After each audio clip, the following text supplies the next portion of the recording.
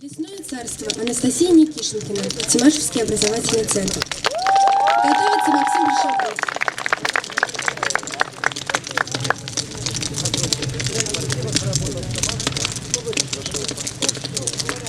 Ты принцесса из царства не светского.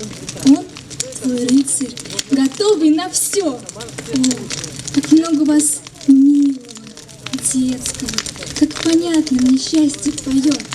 Светлой чаще берез, где просветами голубеет сквозь листья вода.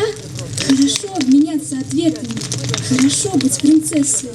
Да, тихим вечером, медленно тающим, там, где сосны, болота и мхи, хорошо над костром догорающим говорить о закате стихи, возвращаться опасной дорогою, соучастницей вечной луной, быть принцессой лукавой, но строгой, лунной ночью дорогу лесной.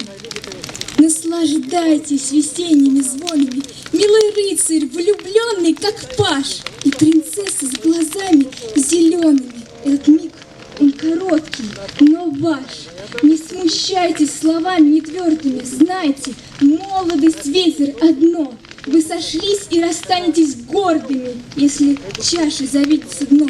Хорошо быть красивыми, быстрыми и кострами дразня темноту, наслаждаться безумными искрами, как искры сгорать на лету.